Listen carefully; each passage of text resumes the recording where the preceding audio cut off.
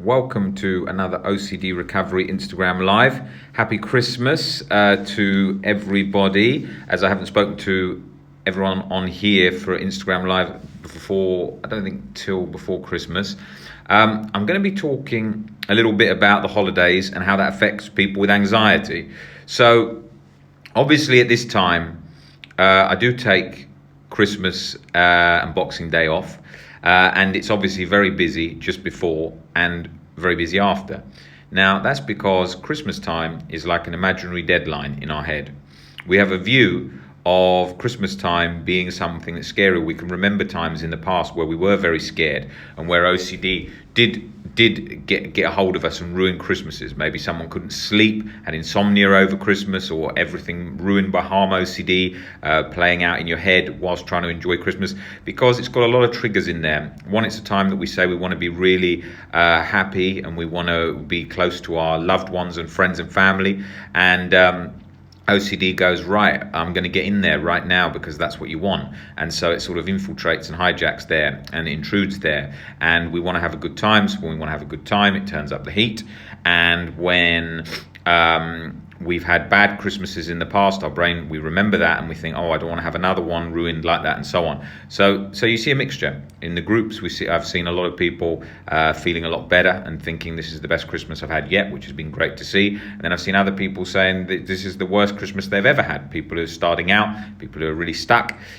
So you see a whole mixture of things. So I try and get to reaching people and speaking to them around those dates, especially in the build-up towards Christmas, because a lot of people were panicking, very concerned with people going abroad and to different countries and so on, wanting to get all their OCD sort of under control before they go back to their country to see their family or so on. And that obviously turns up the heat with OCD because it knows that you're trying to do that to sort of bolt it down in a box, and that doesn't work very well.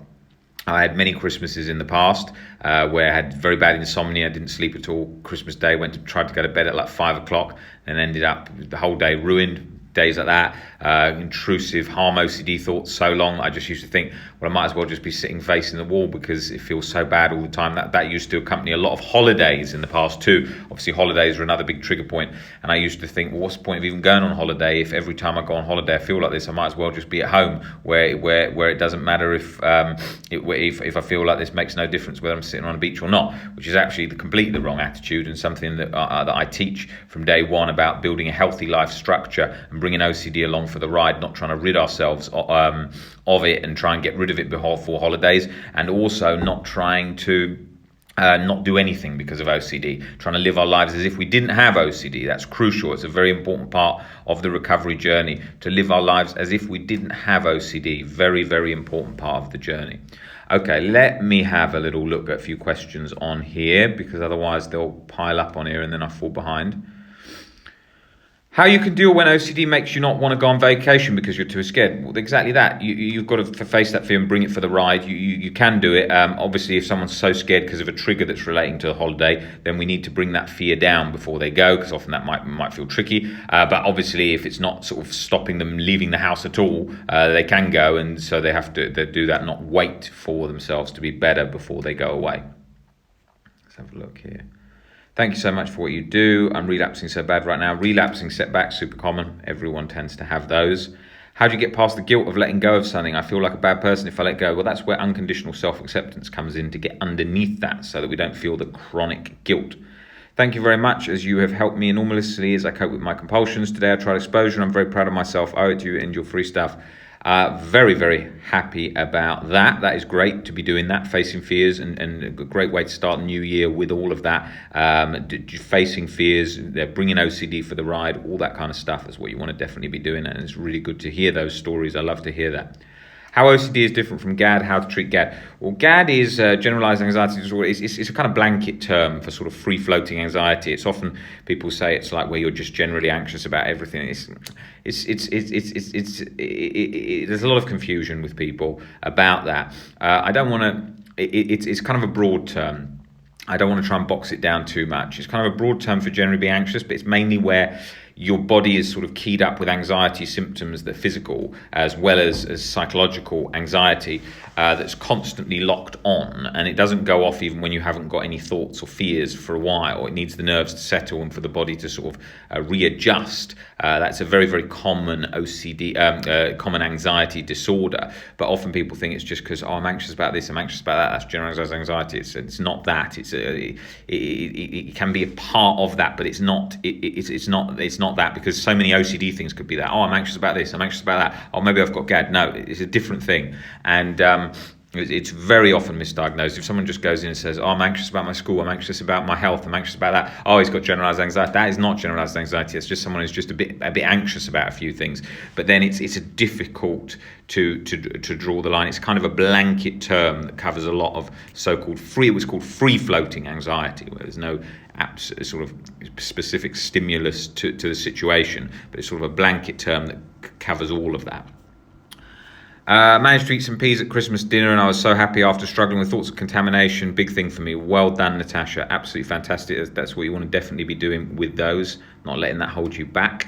What's GAD? Generalized anxiety disorder, as I was just talking about there. Is finding causes of things a type of reassurance? Can be. If you keep trying to do that all the time, it certainly can be. Let's have a look. Incredible. Live life as if you don't have OCD. So simple yet profound. Well, it's true. It's the way to live. You've got to live your life as if you don't have OCD. You've got to go about that, because if you don't do that, you're setting up yourself to be in a prison, to be in this sort of OCD world where OCD is locked on. OCD is it becomes your whole way of living, the whole mechanism and operating system, the way you're living your life. And you need to be back as you were, as you have always been. Doing that more and more then makes OCD adjust around you rather than you adjusting around OCD. Life should be lived on your terms, not OCD's. What about OCD caused by trauma? You can't get rid of the OCD without getting rid of dealing with trauma. Yeah, but it's all approached from the same way. People are often scared, what if I have a trauma that I can't get rid of and I can't find, then I'm stuck forever. That's often fear of being stuck forever, but also the trauma and so on. It's usually, it's all to do with learning to see it rationally and breaking that down. And a lot of other areas relating to that, but treating OCD and treating trauma it all comes down to the same thing about changing our perspective on the trauma, how we saw it and the beliefs we hold today about it. How much time does it take to recover from OCD? Very much a how long is a piece of string question.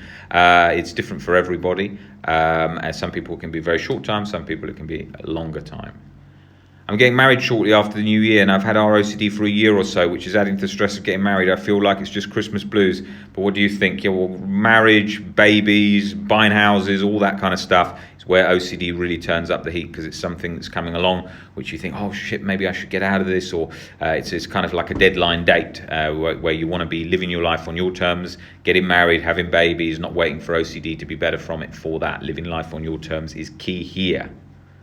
How is schizophrenia or OCD different from schizophrenia? The problem that you're having there is you're trying to differ between the two, whereas what you want to be doing is learning to accept and make peace with, even if you had schizophrenia. Because OCD is going to latch in all the time and go, this time it's real, this time it's real. And so it's about that. If I had schizophrenia, I wouldn't like it. It'd be uncomfortable. It'd be something I wouldn't want, but I'm sure I could stand it. I'm sure I could get used to it. It'd be uncomfortable. It wouldn't be the end of the world. It wouldn't be awful. It wouldn't be terrible beyond belief. It would be uncomfortable, tolerable, but not so bad that the whole world would end, which is what anxiety, that sort of catastrophizing like cycle, is doing. Thank you so much for all you do, Lifesaver. I've just come back from visiting a friend and it's brought up real event OCD from past, and I practice self-acceptance. It helps so much. Excellent. That is what this account is all about. Why does OCD latch to some concerned and others not? Because it's latching to the things you care about. If you're not scared of getting a cold, it's not going to give a damn about latching to that. If you're scared about being a paedophile, it's going to latch very much to that. If that's something you're absolutely terrified of and it can get a latch in, it's going to latch to anything that you're terrified of. But then sometimes when it's latched to one thing, it won't latch to another because it's already got a grip on one thing, so it doesn't need to release on that. That's how it operates. That's the nature of it. Don't question why is it latching to one thing and not to another. That is just how it operates. That is exactly what it does. You don't need to know all the inner workings of it and so on. Just go along with getting better from OCD. I was great in academics, but then after OCD I'm not able to perform well in academics. What should I do? Well, it depends how it's affecting you in academics. What kinds of things? If it's like brain fog, not able to concentrate, focus, fears of that, which is why it probably latches and creates those symptoms. If, for example, I bonked my head today, within 2 seconds of banging my head on something, if I did accidentally, it will say, it will just instantly feel like I've got a short-term memory has been damaged, because that's something that I might fear, right? And so it will latch very quickly and create that symptom when it's not actual reality. So it's always looking to catch you. It's always looking to get in there. It's sort of one step ahead of you.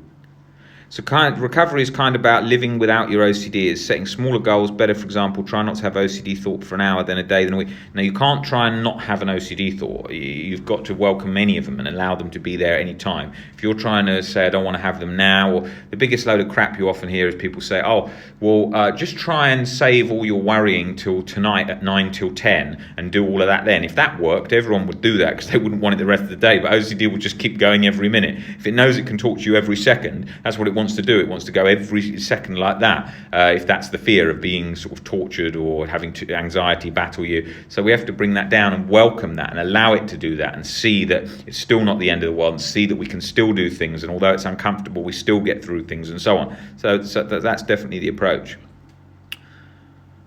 Any tips on how to manage existential OCD and derealization? I'll cover that in a separate Instagram live, because there's a lot to talk about in that category. Best self-help book on GAD. I'd have to say Claire Week's Self-Help for Your Nerves. If you look at my reading list, that's on there.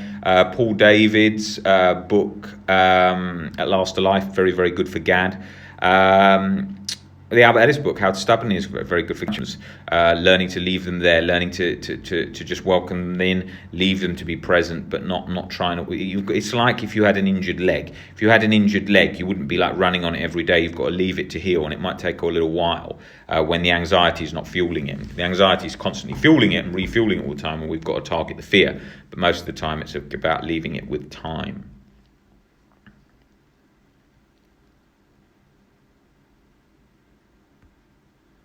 Can OCD latch onto anything? Yes. Where's the reading list gone, please? It's on the page. You just have to scroll down, but I will put it up. I will put it back up on the Instagram stories. Okay, guys, it's only just a quick Instagram live today, and I will be back on here very soon. Great to speak to all of you again, and I will see you in the next week. I'll be doing a couple of these a week, covering the main topics. Probably do existential OCD next, a bit more on harm OCD probably, and we'll take things from there. All right, guys, see you later. Thanks.